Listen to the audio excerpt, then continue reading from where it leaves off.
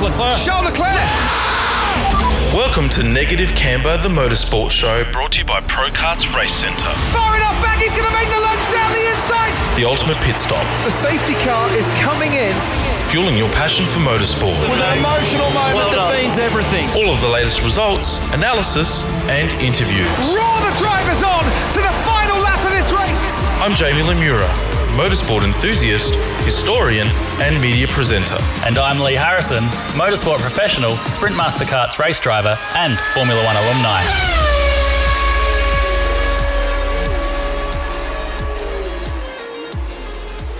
Welcome to Negative Camber, the motorsport show. Jamie here, running solo tonight, and I'm quite privileged and honoured, and I feel quite chuffed actually to have my special guest alongside me here, Courtney from Jam Motorsport. Courts, as she's known by a jacket here. Yeah. And as it turns out, a loyal listener, which is really exciting. So I almost feel like I have to sign an autograph or something. It's actually quite... I would like your autograph, actually. Aww, you're making me blush. I'm almost red as my T-shirt. By the way, the Monza Thread Ferrari, we're celebrating because Carlos... you did not too bad, hey? Not too bad. You can ask Lee if you see him next. The guys have been hammered with messages and images for probably the last 24 hours of just Carlos. Oh. So, and we've got the show that we're recording on Sunday night, and he's in for a treat because I'm going to probably dedicate the whole show to Carlos Sainz and Ferrari for the next 2 hours. Oh, if I was single, I'd be going straight after him, I think. Can I say that? By all means. Sure, Aaron won't mind. No. So, we've always been advocates for women in motorsport. It's something that's quite near and dear to our hearts in particular. So to have you on the show is an amazing thing for us. But I guess, who's Courtney? Like, what's your story? Like, let's wind it all the way back to birth, almost. Yeah. You know? Wow. Okay. And well, it's not a long way. Yeah. But no, who are you? What are we all about? Yeah, so I'm a country girl. I actually grew up, I was born in Naracoorte, but raised in a little town called Perilla, which I think Todd Hazelwood actually used to live there as well. Yep. And then when I was 15, we moved back to Naracoorte. So born and raised on a farm. I have 4 brothers, grew up with 4 brothers. Yep. When I was 21, or started my working career in Naracoorte at Mini Jumbuck, and then was there for 4 years, did the overseas thing. Yep. Moved to London for a couple years. Was that just to get out of country life, farm life? You want to kind of spread your wings and stuff? Correct, yeah. I always wanted to travel. It was something that I always wanted to do. I wanted to be a flight attendant, actually, but that never transpired. And my best guy mate, Jacko, Triple J, he was going overseas and he said, look, I'm moving to London. Do you want to come with me? And I said, yep, absolutely. So moved there for a couple of years, travelled to Europe all the time because I based myself in London. Did the 2 years, cried all the way home because the only reason I came home is because my visa expired. I actually didn't want to come home. I wanted to stay. What's London like? I mean, I've never travelled to Europe, believe it or not. Wow. Italian, I know. You need to do that. Don't remind me. I wish. See, my wife, she did Kentucky, like a Kentucky tour around Europe well before I met her. Mm-hmm. Whereas in my side, my family didn't have the money to go overseas. Yeah, correct. So, yeah. Well, my family didn't either. Yeah. So it was like do it myself or don't do it at all kind of and thing. I wasn't brave enough to leave home, to be honest. Yeah. And I look back on it now, and it's like I kind of wish I was, but I really wasn't in that financial situation to even take the plunge. No. So when I hear people going over to London and all that sort of stuff and living there, I mean, what was it like?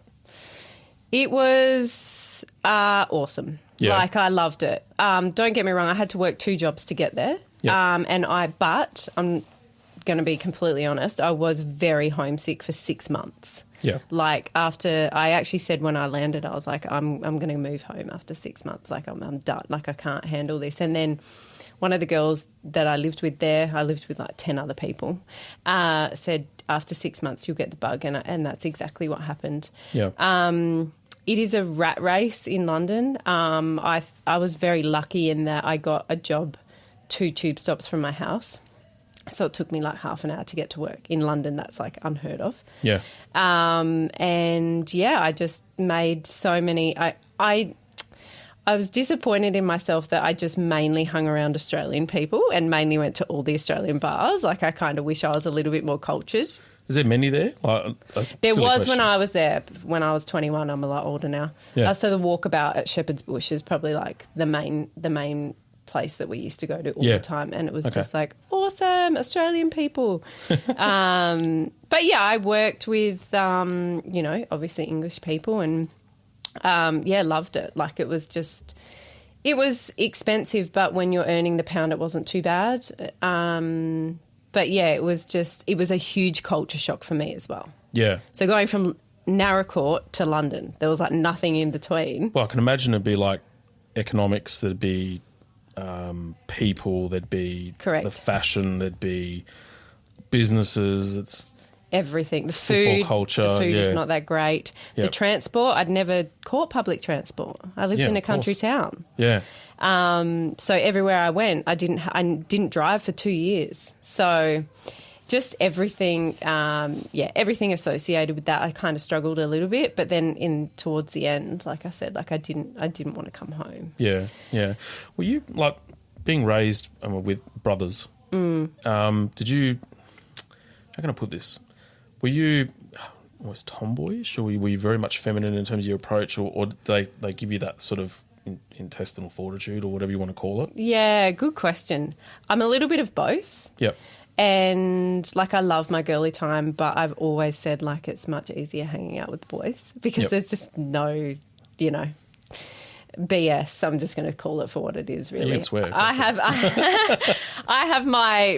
have a very small group of really good girlfriends, and there isn't any BS, but there is a lot that goes on. Like, and I think, like, at school, I really struggled. There was a group of girls at school that used to, bully me and pick on me. So I was like, well, I'll just hang out with the boys because they're so much fun, and there's, but yeah, so a little bit of both, which I think is why with the motorsport, I've never kind of felt like I shouldn't be there, or I'm intimidated to be there. Like, growing up with four brothers kind of helped with that. Yeah, It's funny, and this is only my perspective. It may not even be right, but I've often found that when a girl or a female is sort of accepted as part of, say, a men's group, that they're part of it. Correct. So they're not oblivious. They're not uncomfortable around some of that blokey type of conversation. Yeah. So, and I guess that has a flow-on effect later on in life in terms of acceptance in male-dominated groups like motorsport. Whereas if you're not part of it, or you're an outsider coming in, I can appreciate the fact that it could be really, really, really intimidating. Yeah, 100%. Yeah. And, like, growing up with four brothers, I always wished I had a sister, but I think, I'm pretty grateful that I did, because absolutely any environment or whatever I kind of walk into, I don't feel like I, shouldn't be there. Obviously, I suffer a lot from, self-confidence and, Get out of it. Yeah, true. Really? True. Yeah, Okay. I do. Yeah. And feeling like, should I be here kind of thing? It's like running Jam. It's like, how did I even get here? Like, I feel like a bit of a fraud. Like, am I good enough to do this? Like, I still have that. Yeah. But that's where I've got, my mentors and not just females who are backing me. I have males that back me as well. So, it's both. Yeah, fair enough. What did you do, like, in terms of career when you were over in London? Like, were you going down the professional path, or were you almost like that tourist backpacker mentality where it's just jobs and pubs and just finding ways to survive? Yeah. Yeah. The latter. Yeah. Okay. But no, I was very lucky in that so when I started at Mini Jumbuck, I was just a sales clerk, and then they put me through TAFE, did a certificate in business. Then I moved to the EA role, and I did that for a year. And then when I went overseas, I got a PA, personal assistant role. Yep. And that's pretty much what I did. And it was a great balance between, okay, let's be professional at work. My boss was pretty cool too, which helped. Yep. But yeah, outside of that, it was like all about, okay, where are we going? Where are we partying? Where are we travelling to? Like almost every month I was going somewhere in Europe and doing something. So you managed to go to other countries outside of the UK too? Yeah. Yeah? Yeah. Not enough. Yeah. Not enough. I think I was too young and too naive to go. Like, I didn't even go to the Amalfi Coast. I'm like, why? I'm so stupid.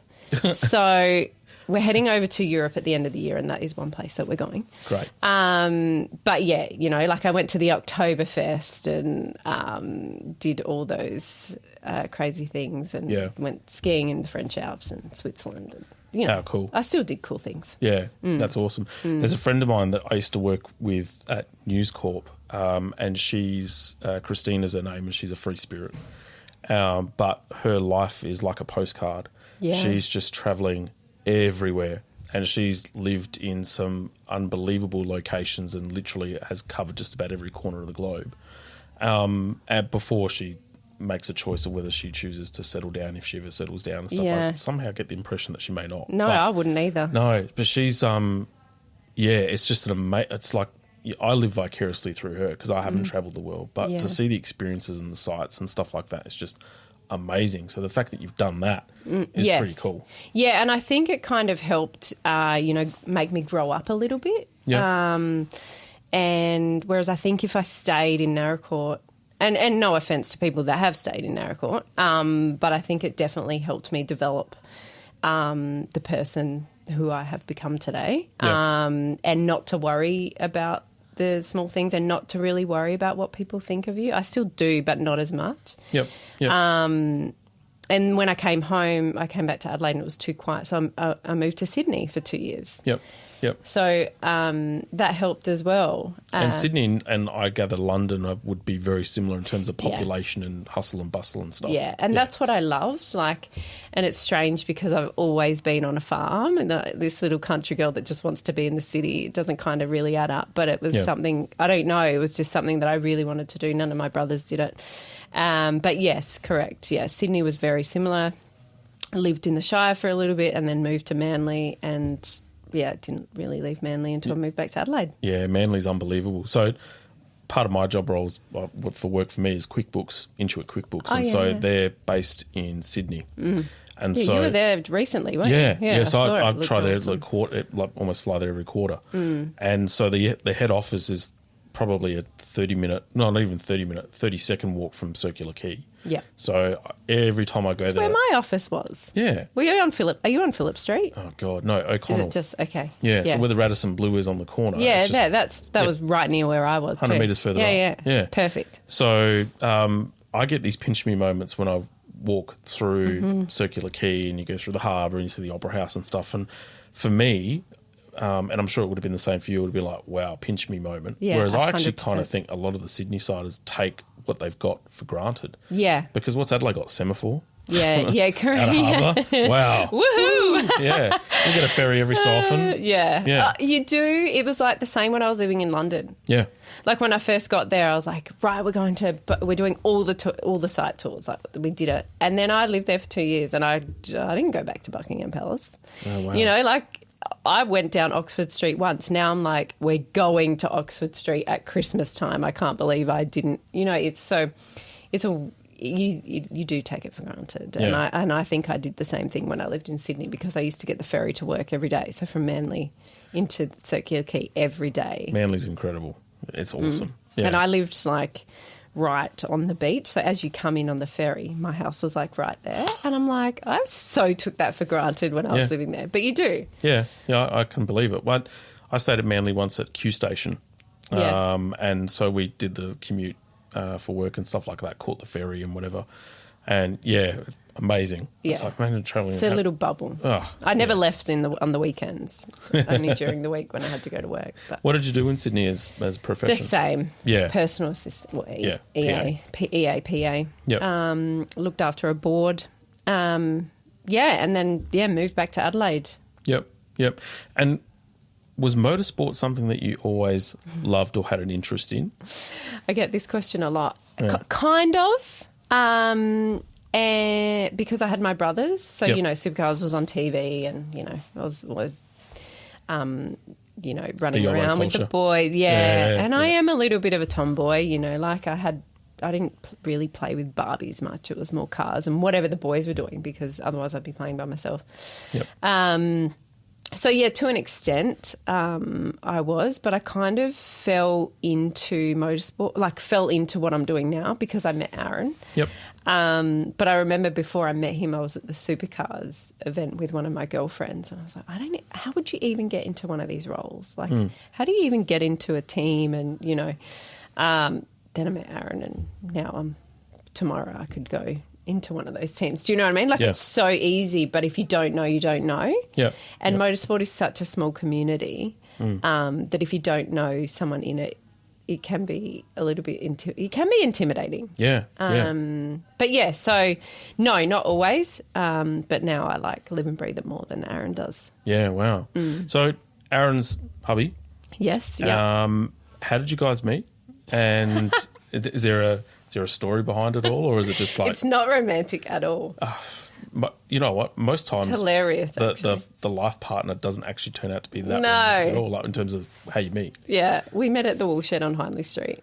Oh, it's not too bad. It wasn't over the bucking bull or whatever I've been asked that before. No, I was on the dance floor, and he thought that I was having a seizure. I was just dancing.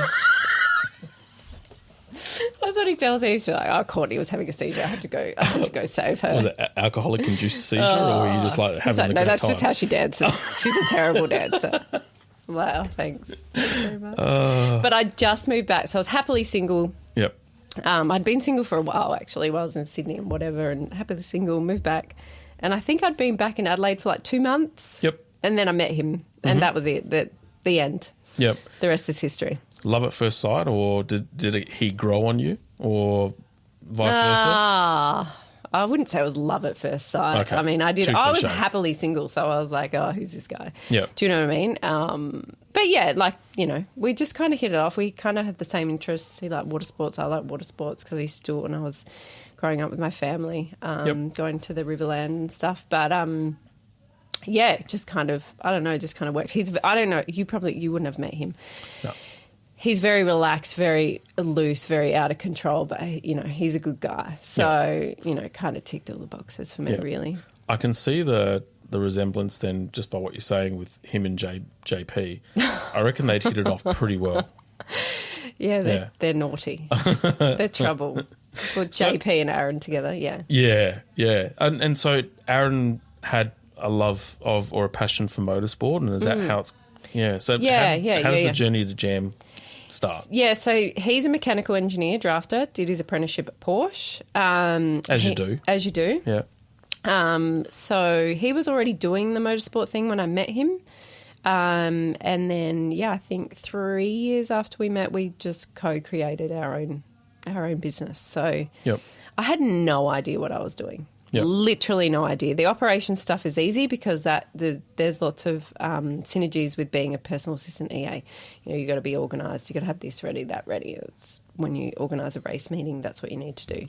Very diary-driven. Correct, yeah. And there's dates, and you need to. They're non-negotiable. You need to make that. So there's a lot of synergies in that respect. But in terms of cars and logbooks and rules and regulations, and I had no idea. Literally zero. Yeah.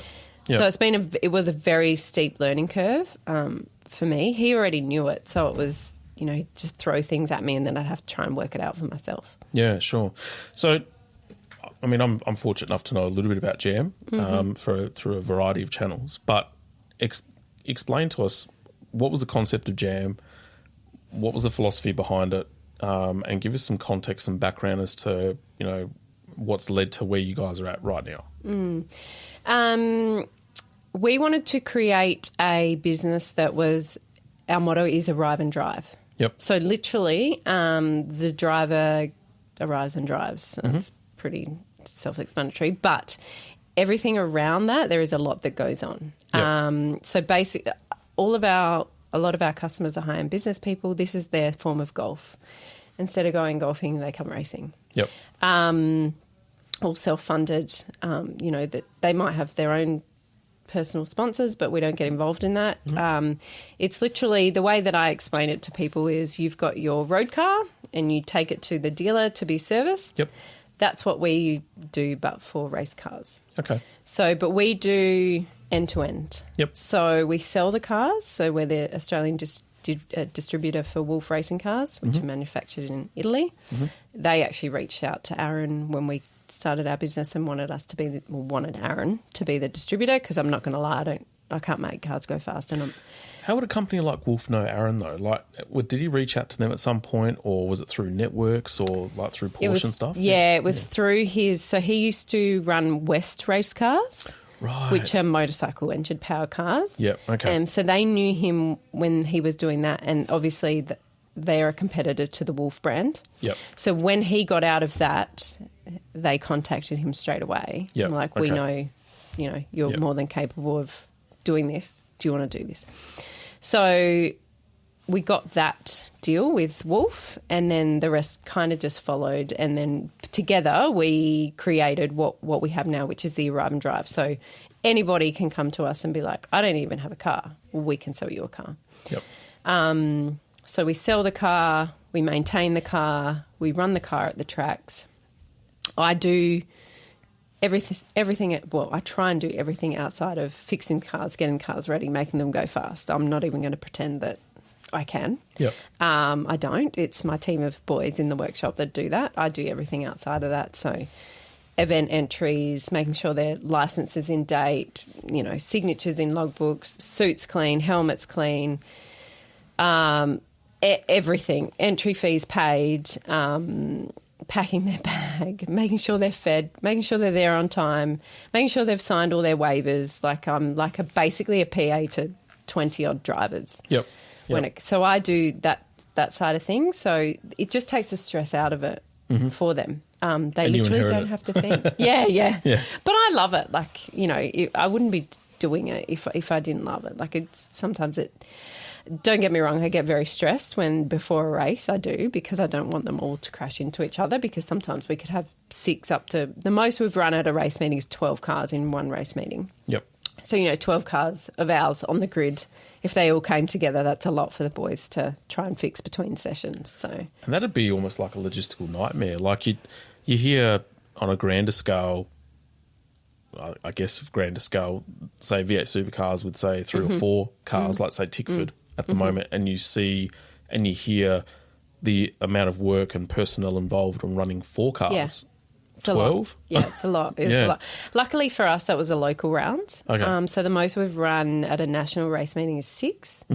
And Aaron designed our transporter. He's very clever that we can actually fit 6 in our transporter, 6 cars and all the equipment. Yes, so it's 2 very by tight. 2 by 2. So 3 in the truck, 3 in the trailer. Oh, wow. Yep. Okay.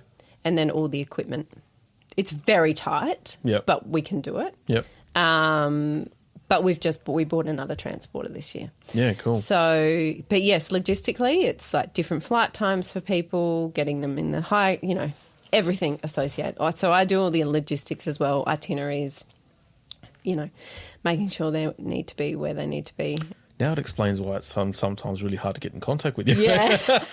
You put into context I know, now. I'm terrible. No, don't stress. I am You're all terrible. Good. No, you're all good. But yes, and a lot of people don't know that I actually also have a part-time job outside of Jam Motorsport as well. See, just hearing that and the volume of work, now I'm kind of taking a step back and saying, how the fruit tingles do you actually try and pull this off? It's a lot of after-hours weekend work. It's called passion, and I think it's your own business, and I want it to be successful. Like, we've put a lot into this from the get-go, and I'm not taking my foot off the pedal yet. I'm not sure when I will. But, when it's your own, and also we've got staff that need to feed their families. So if we take our foot off the pedal and business slows up, how are we going to pay them to feed their families? So we've got responsibility as well. It's not just about us. Yep. But yes, it can get very tiring and very stressful trying to juggle both. But, I'm lucky with my part-time job. It's, they know my priority is the race team as well. Yeah. So we'll wind the clock back a little bit to Jam. You've established the team. Was prototypes always going to be the direction that you wanted to head, or was it Porsches? Or and I guess, when was your first race meet? Yeah, so our first race meeting was Bathurst 12-hour. What an event to do, hey? Yes. Wow. Yeah. So that was our very first one. And that was in a Porsche? Porsche. Yep. And the boys came second in Class How B, cool is so that? they were on the podium. So that was very cool. Yep. And then we ran in the Australian Prototype Series. Yep. So we were lucky in that we didn't just have a light bulb moment and go, let's start a race team. We actually had clients there waiting. So JP was one of our first drivers. Yep. Mark Lauke, Jason Macris. Yep. So we had people kind of there. I think it would be a different story if we didn't actually have people. Like, it would be a lot more stressful. Okay, let's try this and see if it works, kind of thing. Yep. And then it has just grown organically, really. Like, we've got, clients in WA, clients in Queensland, and they just fly in and fly out. Lots of, obviously, local clients as well. Yep. So, yeah, prototypes was the thing to begin with because that's what Aaron was already doing. And, yeah, we want to move. We have a couple Porsches that we manage now. We've got a Lamborghini. So we want to move more into the GT space. Yep. We don't want to just put our eggs in the prototype basket. Yep. But that's happening organically as we're going along. So. Yeah. Jam, the name. So the JP version is that J stands for JP, A is for Aaron, etc., etc. Is that actually true, or was he sort of dramatising it up a little bit? We get asked this all the time, and we actually don't tell people what it means. Okay, that's fair enough. It's a talking point. Okay. Gets Clearly it is. Gets people talking. Guess what does it mean? If I said, Aaron would absolutely kill me. Okay. But it's something very sentimental to Aaron and I. I think one day we might tell people, maybe at 10 years. You're Yeah. not prepared to break it, to sort of give us a breaking story? Oh, fair enough. I wouldn't be doing my job I if love I that didn't ask the JP question. said that, though. It's very cute of him. And hey, fair enough. Like, it's the sentimentality. It's your team. It's something that you guys have created. If it's a link for the two of you, then fair enough. Yeah. And it was, it wasn't easy creating it, and so yeah, we just come up with that. I designed the J, and Aaron did the A and the M. Yep. Here we are. Yep. That's it. Yeah. But it's so simple yet so distinctive. Like, as soon as you see Jam in that font written like that, straight it's away, a motorsport team. Exactly right. So that's the other thing. It's like a marketing thing as well. Yep. So you'll see when we're at the track all about, because it's black and white, it stands out a lot as well. And I don't know if you've seen our new transporter, but now we've got one white transporter and now one black transporter. So, yeah, we try and do the marketing and all that. So people want to buy it, people want to be in it, and then people go, what's Jam? So it's more exposure for your business. Yeah. And getting it out there. Yeah. So, I mean, you're talking about, obviously, you got mouths to feed and all that sort of stuff. Does the income come through, say, sponsorships, or is it through cars being sold, drivers paying to use facilities and stuff like that? I mean, how does all that revenue, in a broad sense, you don't have to be too specific, but how does the revenue get generated?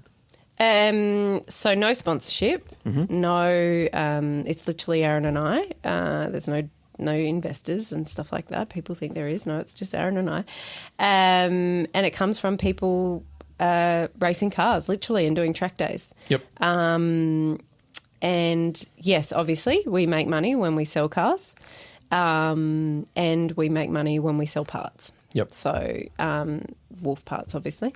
But yeah, the rest is literally just cars on track all the time, doing race meetings. So that's why we try and get the drivers on track, because that's literally how we pay the bills. So yeah. Yep. Okay. So I'm interested more in terms of getting into GT. Clearly, you've obviously had some success there, and you've got a couple of Porsches and stuff like that. Is that purely because of Aaron's background and his passion, given the association with Porsche, or are you starting to see opportunities there now for the category moving forward, especially now that it's more associated with Fanatec and all that sort of stuff? Both. Yep. Yeah. So so Aaron obviously did his apprenticeship at Porsche, so he knows they're his favourite car. They're mine too. But we've also got a Porsche master technician, Hugh McLaughlin, in our workshop as well.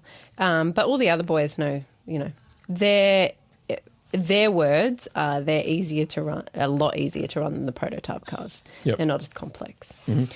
And yeah, they just love them. But yes, obviously with the association with Fanatec, GT is growing. It's growing in Australia. So, it would be cool. I mean, if we don't, that's okay too. But yes, eventually we would like to go down that path. We're extending our workshop at the Bend. Yep. So we're doubling in size. So we have more space now. So, and we've obviously, with that comes more rent. So, you know, we need to sell more Porsches. Expand. Yeah, that too. We need to expand, not just do prototypes. Do you know what I mean? We need to be, what's the word? Versatile. Yeah. Which is why we also have the shop as well. Yep. So we've got a little motorsport shop there, suits, helmets. Yep. Tell us more about that, because that was created. Was it created after the fact? Was that something that? Yeah. Because you've got arrangements with some sort of key suppliers like Schubert and P, is it PI? P1? P1. Yep. Yeah. Tell us more about that. Yeah. So the shop was created, I think it was 2 years ago. Initially, I had nothing to do with it because I was like, why are we doing this? But now I'm like, this really complements our business.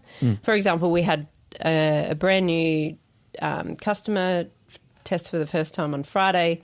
He didn't have any boots. He didn't have a helmet or Hans device. I'm like, it's okay. We've got the shop here. So, you know, kitted him out straight away. Yep. So it really complements the business. But initially it was Aaron's idea, and we had Paul Trengove, who was initially involved, and he moved off. He moved over to Perth. So now I've kind of stepped in and had to learn really quickly about suits and helmets and how much they weigh. What are they made of? And blah, blah, blah. All that kind of stuff. So, yeah, I'm kind of managing that as much as I can. Obviously, the technical questions I always have to revert to Aaron, which he's really annoyed about, but one day I will learn it all. So, yeah, it just more complements our business. And then we just have people that are out there for track days that have forgotten their socks, or like I had to kit out a whole person who forgot his entire kit. I don't even know how that happens, but... so it's not our bread and butter, but it complements it. I think the moment that it becomes, you know, we're not making enough money, obviously all has to work out, and it becomes a burden, we'll probably be like, well, why are we even doing this? Let's focus on the stuff that's actually making the money for us. Yeah. But at the moment, you know, it's working. So yeah, that's why we do it. It's not just, you know, apparel, it's, you know, fittings and hoses and tape and rain lights. Well, it almost becomes like a one-stop shop, really. If you wanted to start as a hobby, as a motor racing career, you've got two options. You've got prototypes, or you can go down the GT3 path, and you can buy all your apparel and get yourself set up at the same place. Yeah, that's perfect sense. Correct. Yeah, that's exactly what our thinking was around it, and we'll literally run anything. You know, obviously to an extent, we'll run anything for you. So we're not, you know. So yes, we're a Wolf distributor, but we'll also run a Radical. Do you know what I mean? Like we don't discriminate. Yep. But yeah, like a one-stop shop. And then, you know, if you don't have your license, then I'll help you get your license, because I understand all of that now. Yep. You know, the forms and the test and medical and all that. So I help them do all that. And then Aaron does all the driver tuition at the track and does the data at the track. And then I just do everything else. So, our new customer on Friday, he was like, this is amazing. Blow his mind, yeah. Yeah. He's like, this business, like, how do you even think of this? Yeah. And at Adelaide Motorsport Festival this year, we actually had somebody come up to me. It was a female, actually, and she's like, how do you even think to do this? And I'm like, well, I didn't think of it, you know, straight away. It was because I met Aaron. I'm not going to pretend that it was my idea. But yeah, it is neat. But on the back of that, it's niche. Yeah. Oh, look, absolutely. So it's risky. Yeah. And their spend is discretionary spend. So if money becomes tight, then racing goes. Mm-hmm. So, yeah, it is a risky business at the same time. Yeah. You know what, though? It's funny. So on a much, much smaller scale, karting. Yeah. So, and there was an individual who was a loyal listener of ours, and it was at the time where the economy was a bit, you know, interest rates are rising and all that sort of stuff. And he himself had said to me, you're probably not going to see me at a racetrack this year. I'm going to scale it back, you know, because of, you know, money and all that sort of stuff. He's still been racing. So, so you do find the money when you need to. Well, yeah, but clearly his economic, to be fair, and I won't mention that, I was just about to say it, but yeah, obviously things have changed, clearly, otherwise, because he's a pretty genuine guy. And And also, he wouldn't be doing it if it was going to put things at risk. Yeah. However, again, discretionary. Yeah. You know, he could have pulled up stumps and said, "No, I'm not doing it." If he wanted to, but it's the stress release. It's the adrenaline rush. Yes. It's such an outlet for our drivers. You know, they have such busy, very successful businesses that they run themselves, and I think that's why I suffer a lot from, oh my God, am I doing a good enough job? Because they're running successful businesses themselves. Yeah. So, they've got, their standards are very high when it comes to service delivery. And, but you're exactly right. It's an outlet for them, I think JP nailed it. One day he's like, when the visor, what is that? When the visor go down, the bullshit. Yeah. When the visor drops, the bullshit stops. Yeah. And all he's thinking about is how he's going to go on that race, which is precisely why where I come in, I can't do anything with the cars, but I can help the drivers make sure that they have the best experience possible and they have no stress and they don't have to think about anything. It seems to be working. So, and would that filter down through the team members as well, like making their lives easier and stuff like that too? Yeah, I definitely try and give the same treatment to our drivers as I do our crew. Yeah. Because at the end of the day, without our crew, we wouldn't have a business. We had 5 cars last weekend at Sydney and we had 8 crew or something like that.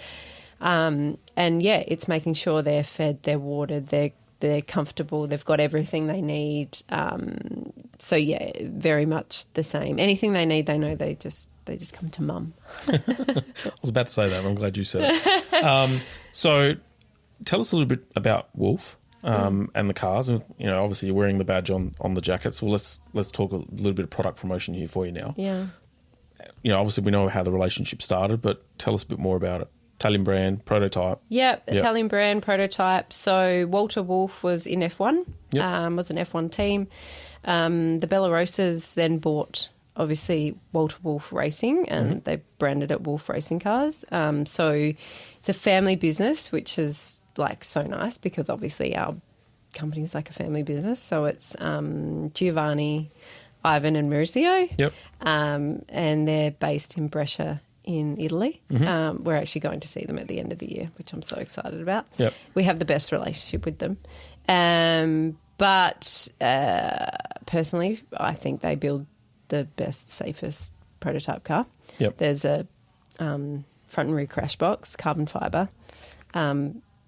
And you would have seen that JP crashed at Sydney. Some of his finest work. Yeah. You hear that, JP? Yeah.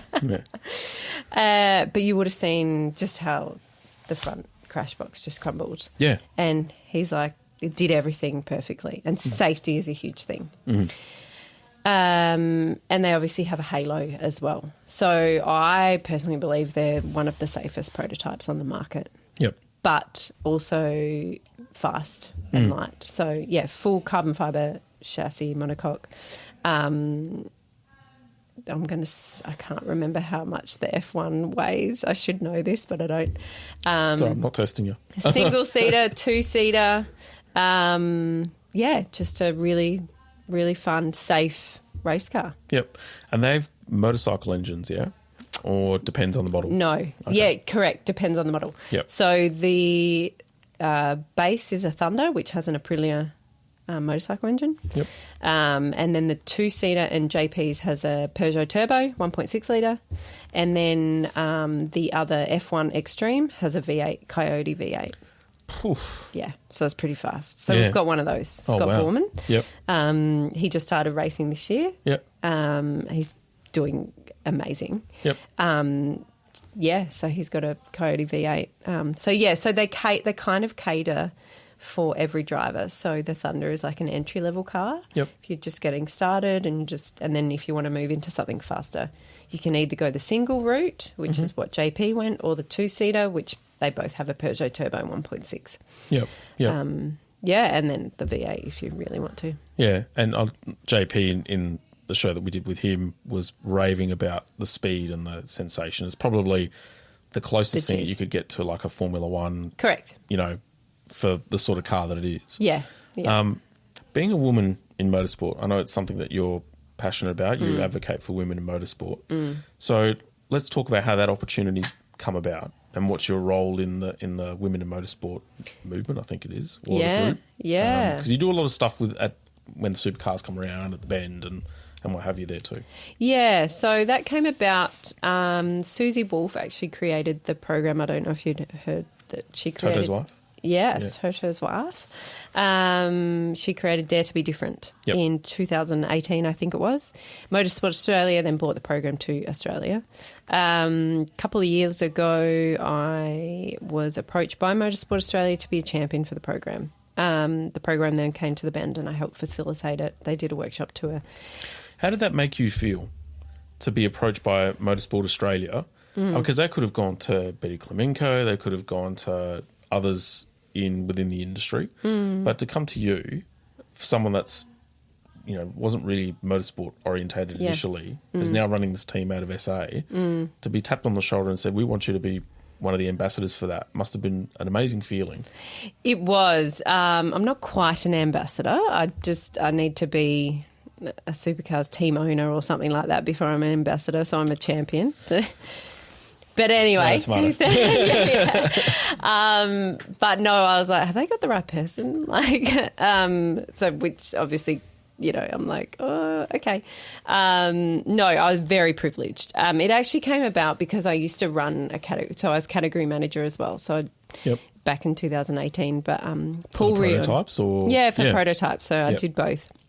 But I met Paul Riordan, who actually works for Motorsport Australia, through that, and then obviously they bought the program, and he said straight up, he's like, to Priyanka, who runs the program, you need Courtney on the program. And it was like, I was like flattered. Like, I didn't even get SRC rep at school. So like, are you sure like you've got the right person? SRC rep? Yeah, I thought of that because anyway, I haven't heard that's that a whole nother story. Yeah.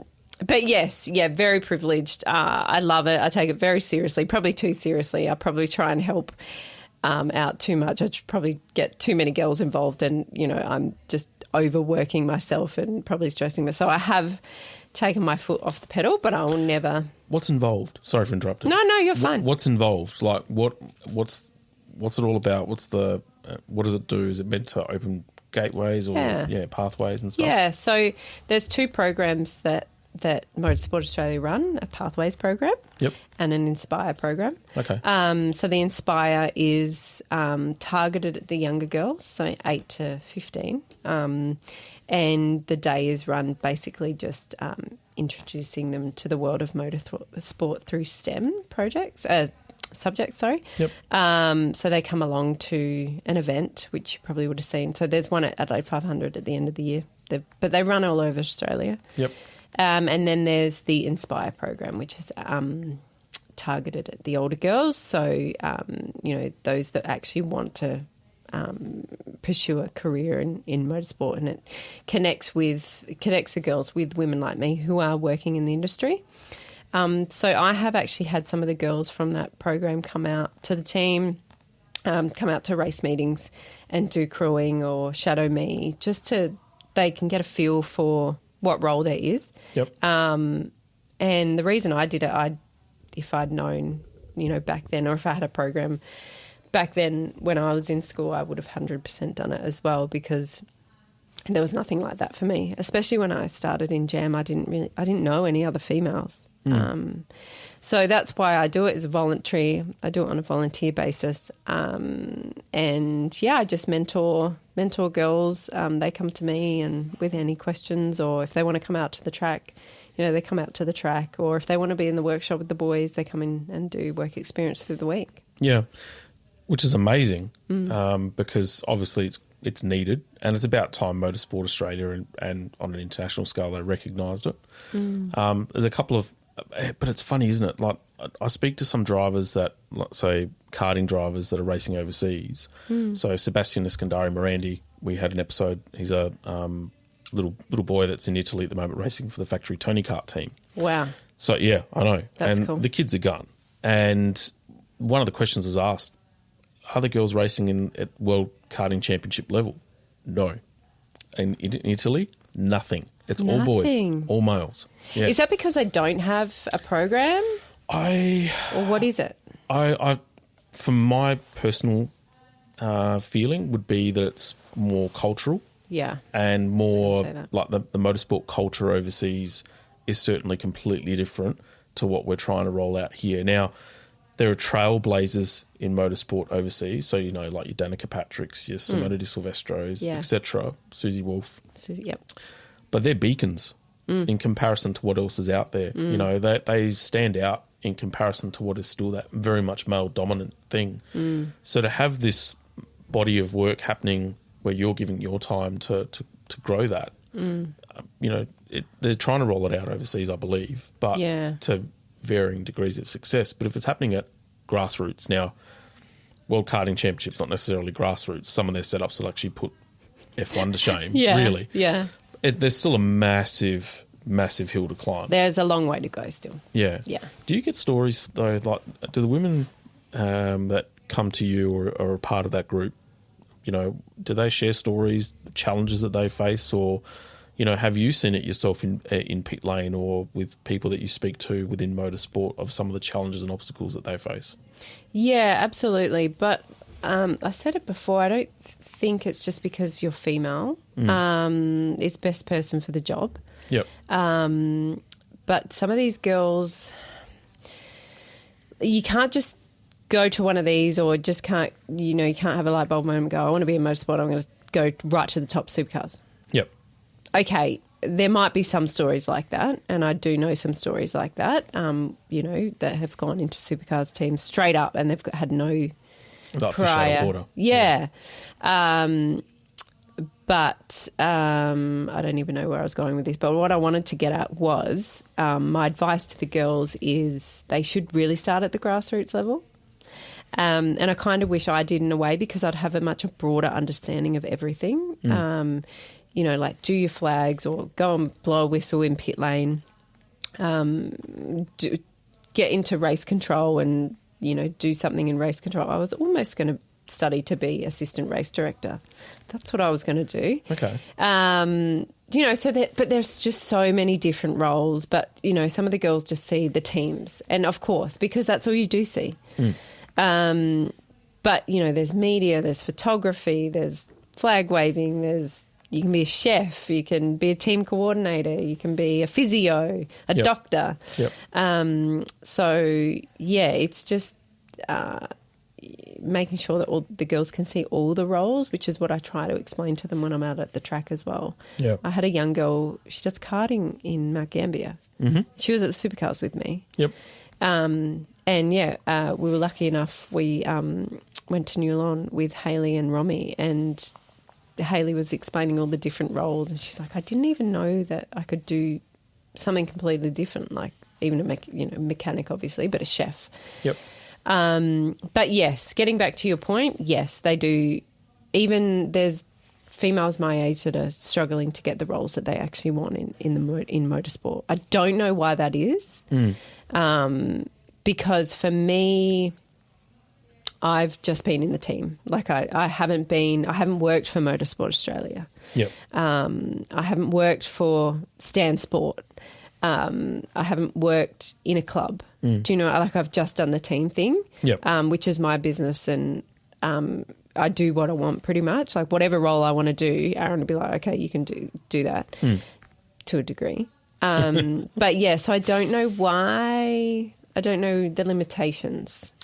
I was going to say, is it because normally if it's based on like in a corporate sense, if it was a male-dominated environment, then there'd be cases for, say, discrimination, gender inequality, all that sort of stuff.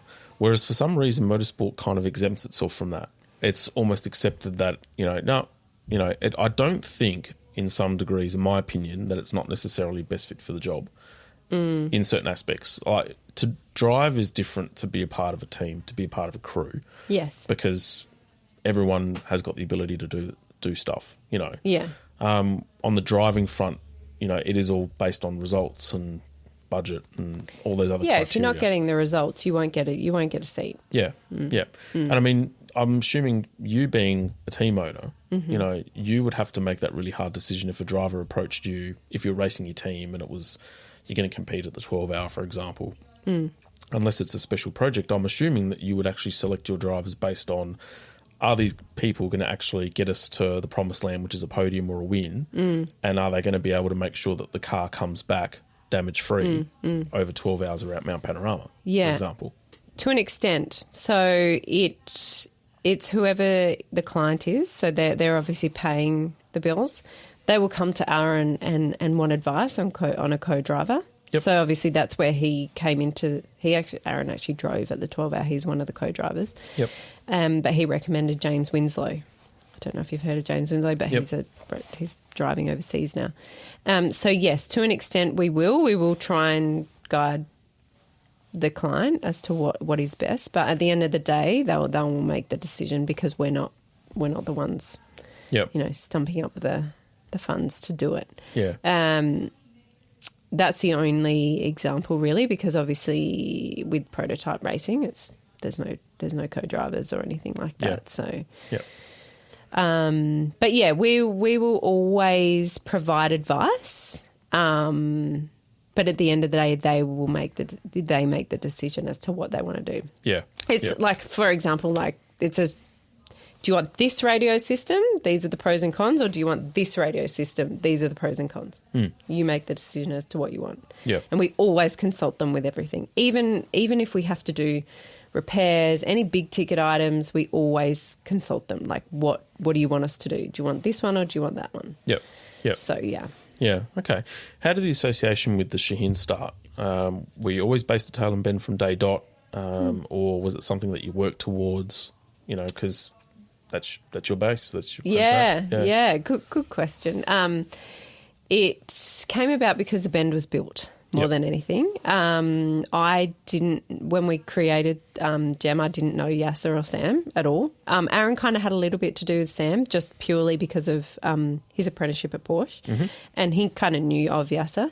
And then, the Bend was built, and I can't remember exactly how it happened, but Sam and Aaron started talking, and fun fact, I was dead against going out there because I was like, everything's going to be much more expensive. How are we going to get staff out there? Yep. Where are we going to live? Like, it's just logistically, it's going to be so hard. So I can't lie about that. Aaron will tell you, Courtney didn't even want to go out the Bend, which is totally true. Yeah. But I eat my words. It's probably the best thing that we've done. Convenience wise, it's cheaper for the customers. We're not carting their car from Adelaide to the track every day. Well, not every day. Every time they want to do a test day. Yep. So the cars are based there?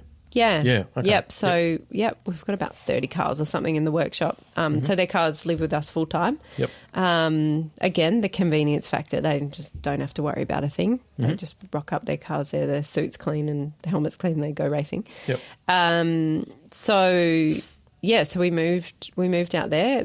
When we moved out there, we had one staff member that was helping Aaron, who was an apprentice. Yep. Now we have obviously the 5 guys. So it's grown a lot. But yeah, obviously naturally it just kind of evolved with Sam and Yasser. We run the cars for Yasser. We do a little bit for Sam, but majority Yasser. So his Renault, his Porsches, his Radical. Yeah, we kind of do everything for Yasser. Yep. Does he also his Audi, like the GT3 that he races, or is that with, say, Melbourne Performance Centre or something? So he's actually not in that anymore. He's in a Porsche, he's with another team now. Oh, yeah, Garnett Patterson. With Garnett, the man that avoids negative camber. Does he? Yeah. See, the story That's it, Garnett. I'm coming for you. The story about Mr. Garnett Patterson is that he was actually meant to come on a show of ours for our Christmas final, end of year final last year. And I don't know whether it was a miscommunication between himself and the dearly beloved Mr. Lee Harrison. But the night of the show, I'm in Melbourne, I can't make it. He was at the airport or something like that. And since then, to try and get him onto the show, near on Mission Impossible. Mission Impossible. I don't know if he does stuff like this. It's the same as Aaron. He'll avoid interviews, he's just like, I'm in the background, you don't even know I exist. You need to endorse us, Garnett. Yeah, I will. Come on, You man. message him. He just got married overseas. I was like, did yeah, he? mate, thanks for the invite. Oh, wow. Yeah, they eloped, which Oh, okay. he said from the start they probably would. Yeah. So I'm not surprised. But They anyway. did it on the lowdown, though. Even you didn't know. No. Oh, there you go. I know. Wow. I know. Tough I thought we were love. friends. Yeah, Anyway. exactly. So he now co-drives with Yasser. So we've got a really good relationship with Yasser and Sam. They kind of, in a way, not just Yasser, but all of our customers, we're very lucky. They kind of make you level up without, instructing you to level up. So I've learnt so much from Yasser and Sam and all of our other clients as well. So Yep. we have a really good relationship Yeah. with all of them. I say we're lucky. People say, stop saying you're lucky, you work hard for it. But, I think it's a bit of both. Lucky that we have the Shahins and they actually built the racetrack here because otherwise we'd only have Malala. And who knows, we might not have as many customers as we do now if we didn't have the Bend. Yeah. And it's just getting bigger. So hopefully our business grows from that as well. But, that's how the relationship started and, very grateful for their support. And, we'll stay at the Bend for as long as they'll have us there, I think. I think it'll be there for a while. Yeah, I got a funny hopefully. feeling. Yeah. Where to for Jam now? So obviously we talked a little bit about getting into GT3 and obviously prototypes. JP talked about the prototype series on our previous show. Yeah. Is that something that you've got other series that you want to target eventually, or do you just want to go down those two streams and specialise in those? Yeah, I think we'd like to run in Porsche Michelin Sprint or Porsche Carrera Cup at a time, but there's some very good teams in that series, that are have backing of people and businesses, and that we don't quite have. Yep. But if a driver comes to us and wants to race in that, that's ultimately one day would love to do it. But if we don't, that's okay. Yep. We love the prototype series. It's one of the best series categories in Australia. The drivers the camaraderie is amazing. I think JP said that on the podcast, Macros. That's all I use. Macros. Macros. He won the last round too. I saw. Yeah. They're funny. JP and Macros. They're good mates, but on the track it's like, right, I'm going to get brutal. you. Yeah. But it's a great category. So we'll be in that for as long as our drivers want to race in it. But we'll do whatever our drivers want to do. We will support them. Whoever comes through the door, we will support them to an extent, obviously. Yep. But just kind of keep growing, keep leveling up, offering something different to what other teams do, being a little bit different. Yep. Some of JP has a purple hat. One of our other drivers has a green Jam hat. One of our other drivers has a pink Jam hat. And just being a little bit different, which I think is what people like. Yep. Not taking it too seriously. At the end of the day, this is their fun. So we try and make it fun for them. Yep. And we try and make it fun for the crew as well, because they're at the track at 6 a.m. and sometimes we're not leaving till 10 p.m. I don't know what time they left when they fixed JP's car. So it is long days and you spend so much time. I see them more than I see my family. Yeah. So we just try and make it fun for them. Aaron and I are in the trenches with them. We're one big family, you know? So, and we just want to, that's what Aaron and I have worked really hard to create, and that's what we want to keep doing. Yeah. And look, I've had it on pretty good authority that that's actually the case. Yeah. So Nick Romeo, hello. He messaged me today, Hello, actually. Nicholas. Nicholas messaged me today and goes, "Oh, here you get Courtney on. It's going to be And so he was actually excited for you. Yeah, he was so excited today. Yeah. So you got your podcast. I think it was today or yesterday. I know, bless him. Yeah, he's a good kid. Yeah, he's a great kid. Yeah. The thing I loved, I missed is racing with. So the story about us, like Nick and that, for us was. He's related on my mum's side, and his grandmother and my mum are first cousins.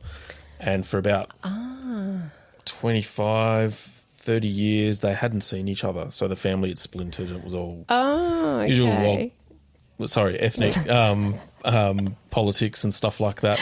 Sorry, I'm going to We think say I'm that all going the to time, say. Yeah, I but know. you can say that. Yeah, so... And they bumped into each other one night at a sort of Italian, the Marche Club. They had like a pasta night or whatever. Oh, yeah, and of course. after 30 years, they bumped into each other and they rekindled the friendship. That's so amazing. And I didn't even know I had a cousin named Nick and Daniel sort of stuff until after the fact. Wow. So then, we've, it's been off. hit it off, and we've, obviously we're cousins. Yeah. So, and so we used to race together and all that sort of stuff with karting and what have you. So I miss that. So nice. I miss hanging out with them at the track and doing stuff. And their family is so tight as well. Like, and they're just like his parents pick him up from the airport and stuff. Really? And so, they come to the airport every time. Damn, Jesus. Okay. Yeah. But it's like he's come from the same morals as well. Like, so like what we've installed is this family, and he's come in, he's like, yep, this is like my family. And we call it the Jam family for a reason, because we are one big family. We've all got each other's backs. And all the boys represent Jam like it's their own business, like, and that is like, Aaron and I are so lucky to have that, because their workmanship is like the best, They're like, this is not leaving until, it's up to the standard that Aaron and Courtney would want. So, we're very lucky that we have such a great team, and, we have worked hard to create that. And then we've got drivers who, they don't take anything too seriously. Yeah, which is good. But, I mean, that's what motorsport at that level really, at the core of it, should be all about. Yeah. Like, forget all the politics and bullshit that you see. Yeah, they just want to go racing. They just want to race. They just want to race. Yep. So can we just put all the BS aside? We're not racing for sheep stations. We just want our trophy and the champagne on the podium. We're happy with that. Whereas a lot of other categories, it is different to the prototype series. Porsche, Michelin, the juniors are trying to go overseas. Yeah. That's a stepping stone for them. But yeah, it's good. It's great. I love it. Do you see yourself going back to the 12-hour again at any stage? Hopefully. Just depends. Depends if, we're approached by somebody who wants to do it again. It would be very cool. Yeah. Even if we don't, then I would like to go with another team and do, team management or something. Yep. Because I like to learn a lot. Like, I feel like I've got so much to learn still as well. So I try and learn from other girls in other teams as well, because I'm no expert at motorsport, to be honest. There you go. Courtney, she wants a job. Yeah. At the Bathurst 12-hour for next year. Yeah, give her a go. But that's cool. Like, but this is the sort of stuff that you're a trailblazer. Like, you've got Betty Clemenco and you can see how Erebus goes. Yeah, right? which is awesome. Yeah, but, and it is amazing. She also had really good fortune behind her and used the money wisely and built the empire and or inherited the empire and stuff. You've come from the other side. Yeah, nothing. Literally zero. Yeah, exactly. Yeah, so that's where I say trailblazer and people aspire to. No, I'm being serious. I don't see it like that, but yeah. You may not see it like that because you're living it. Imagine what we don't understand as humans is the perception that people see from the outside looking in. You're caught up doing your day-to-day. You don't see or probably even appreciate really what others see. No. So I think understand that when people ask you, how the hell do you create these ideas and these concepts and all that sort of stuff, they're probably in awe and bewilderment and respectful of what you're doing for them. Yeah. Especially on the gender side. Yes. Let's put it out there. So it's a credit to you and the team for to be able to raise that culture. Yeah. And when you're getting approached by Motorsport Australia saying, hey, can you be, part of what we're trying to achieve, how big an endorsement can you get? Yeah. It is.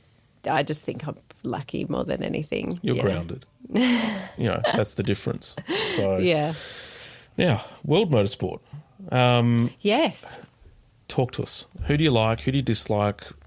Do you follow Formula One? Are you one of those Drive to Survive converts that have, all that sort of stuff? You are? Yep, a little bit. Oh, okay. I'm not going to lie, a little bit. Talk to us. What do you got? So I watched a little bit, I'm such an idiot. When I lived overseas, I didn't zilch motorsport. I know. Yeah, it was. Yeah, over there. Yep. And Lords was my local cricket ground. So what a place. I know. So I didn't do any of that. So I didn't really get into the international stuff, a little bit, but I'm not going to lie, it was Drive to Survive. And I was like, this is so cool. So what is it? Like, out of the blue, people are just going, they see it pop up on Netflix and say, Formula One, I might give it a crack and just watch it. And then all of a sudden they've had like this light bulb moment and it draws Oh my them God, motorsport. Yeah. I think it's a little bit of everything. It's the cars, it's the sound, it's the people, it's the drama, which, you know what, I'm like, thank God I don't have that in my team. Or like at that, we don't compete at that level, obviously, but like it's a drama. People love it. I hate to say it, but people love like crashes and all that kind of stuff. Oh, what's going to happen? What are they doing? Like it's just, it's exhausting. I don't know how the drivers in F1 do it. It's full on now. Exhausting. Yeah. Well, it's gotten to a point. So Pierre Gasly comes out during the week and says that Formula One have got to do something to try and rein in the corporate sort of smothering that they're getting at the moment, where the traditional, and I guess it's Formula One breaking its own culture, where in the past, if you got access to the pit lane or if you met a Formula One driver, that's almost like having a unheard of. Yeah. You would have met Christ. Yeah. Basically. Yeah. That level. Now everyone has access to them. Yeah. So Liberty Media have taken those barriers down of having the drivers more approachable, so to speak, and you know, more autographs like Melbourne Walk and all that sort of stuff. It's gotten to a point now where you're just getting any Joe Blow or, you know, Madam Butterfly coming in, having their selfies, put on Instagram, and the inner sanctum or that sanctuary that they need to then go into a car and bust their backsides. Yeah, for 2 I don't know hours how they do it. It's they can't do it anymore. Brundle on the. Did you see him on the weekend? He was like waiting at the gate there, and I love how Piastri just kind of like fobbed him off because he was actually quite rude. But I'm like, they're about to get into a car, and you're just interviewing them. Yeah, insane. Yeah. Anyway. It is, and they just flick it, bang, like that, yeah, like a switch. I don't. Yeah, it's nuts. But they're freaks. Like Verstappen is a freak. You're not a Max fan, are you? No. JP thinks the sun shines out of his backside. He's very good at what he does. I don't know how he does it. He's okay. I like Carlos. I was actually thinking this on... Yeah. I was like... And it's not because of Ferrari either. I just think he's nice to look at. He's not. He wasn't beaten with the ugly stick, all right? Well, I'll give you that. He definitely was not. Do I have a favourite team? I don't know. I do like Red Bull. Actually, I have to say this because through, you know, Girls on Track, whatever, social media is a huge thing, right? Yeah.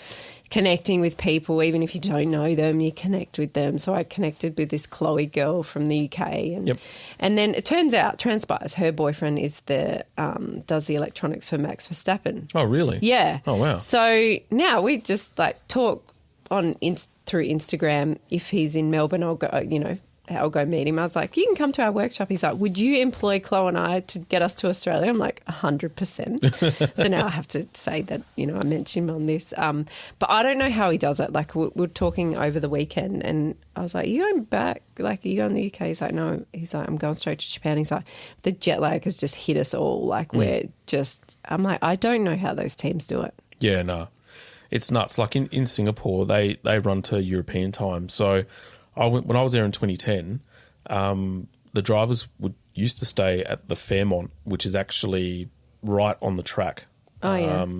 Which is kind of not too far off where George hit the wall and at Parliament House. Okay, yeah. So around that region. Yeah. But also the Ritz-Carlton now too.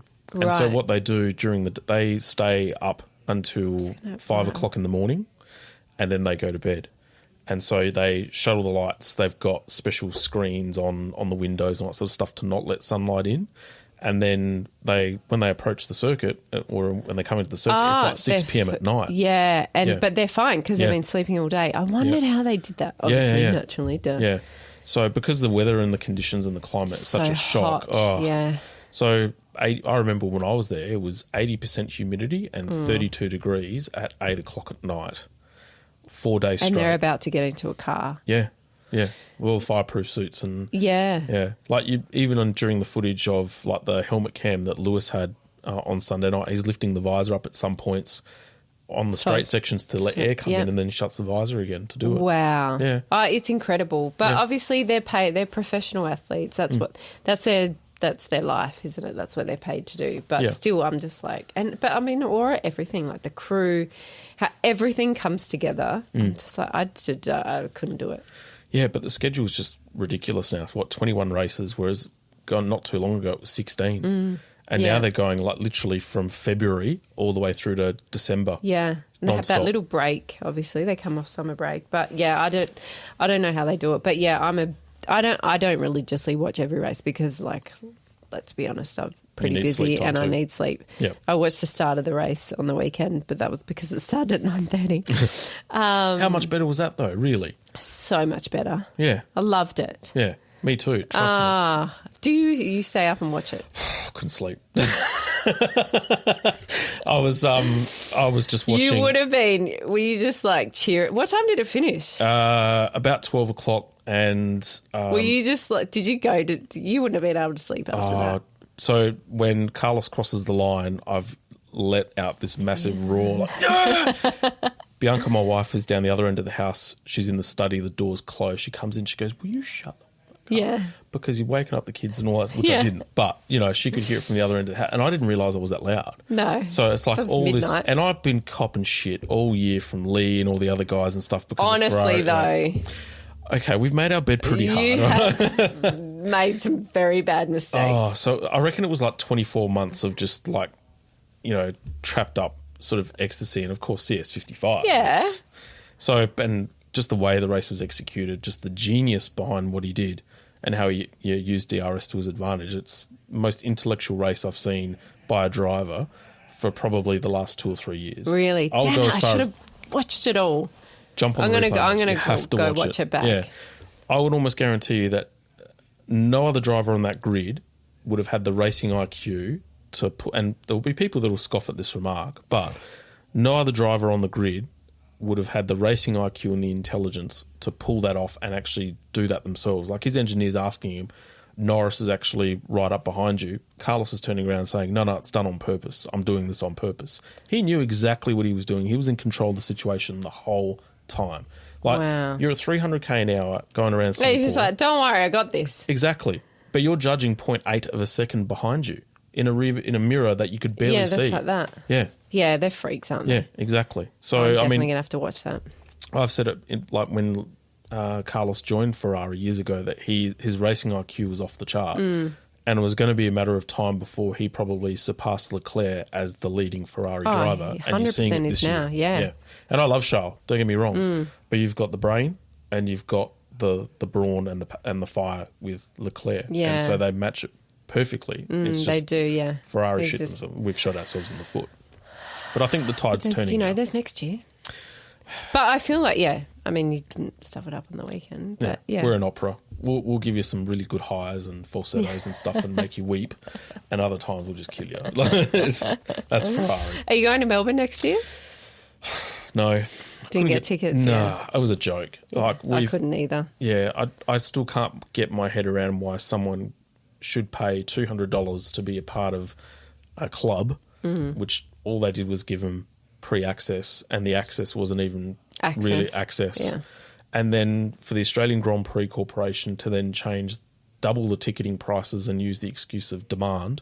So let's say a good case, my sister-in-law and my brother were looking to get tickets at the Ricciardo stand.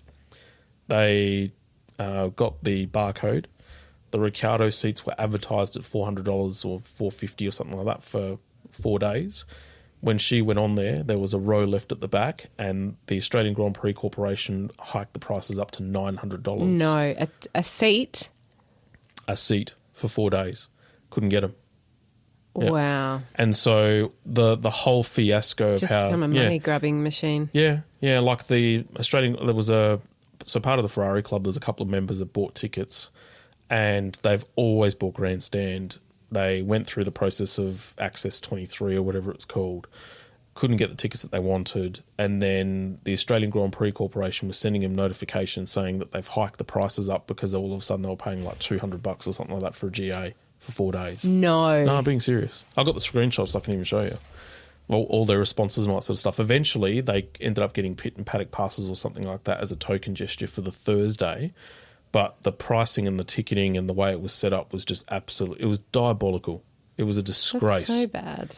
An absolute disgrace. And unfortunately, I have to say this, but it is all the Drive to Survive. Oh, 100%.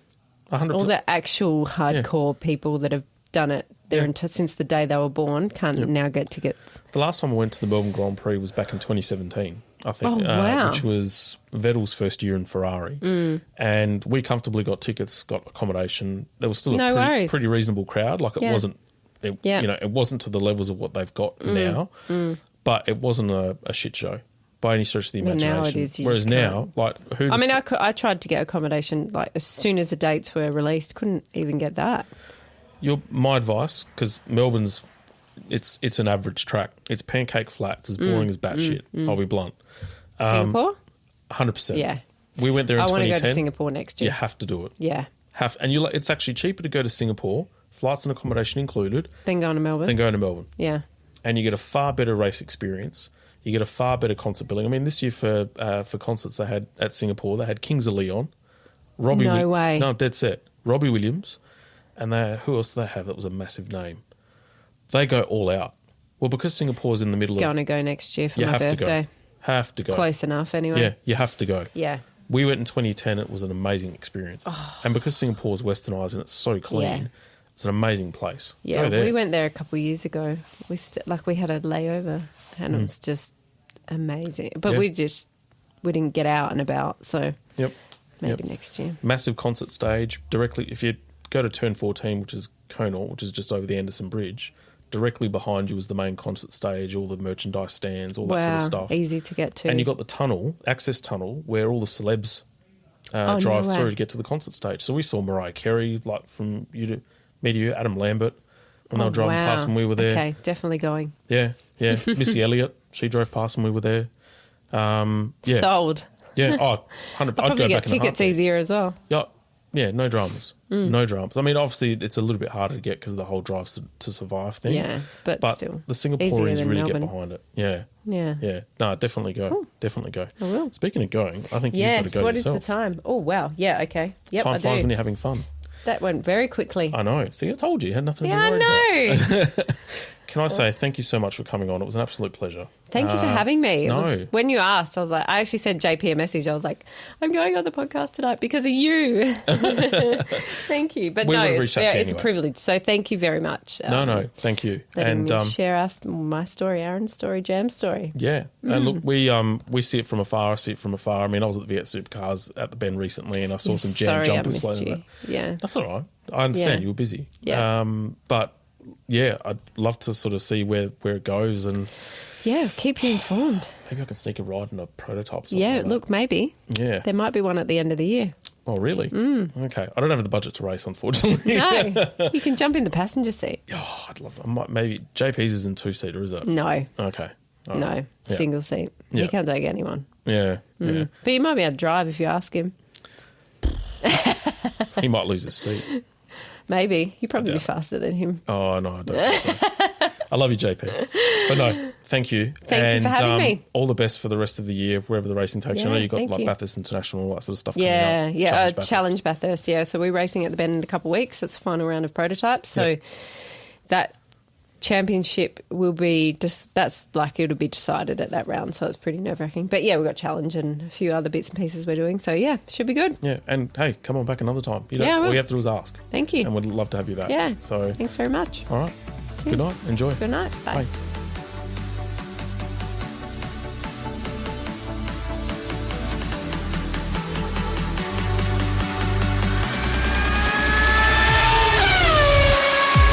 You've reached the checkered flag of another episode of Negative Camber the Motorsport Show, proudly brought to you by ProKarts Race Centre. A huge thank you to you, our incredible listeners. Your support and passion for motorsports fuels our enthusiasm to bring you the latest results, analysis, and interviews from the racing world. Keep that FOMO at bay by subscribing to Negative Camber on your favourite podcast platform. We'd also love it if you could leave us a review and share the show with your fellow racing enthusiasts. Your feedback and support mean the world to us. Remember, Negative Camber is more than just a podcast. We're a community of dedicated fans who live and breathe motorsports. Follow us on socials, join us on our website, negativecamber.co, and be sure to subscribe to the Negative Camber Club for access to exclusive content, episode previews, and special deals from our amazing partners. Until next time, stay fueled with passion embrace the negative camber, and keep chasing those podium finishes.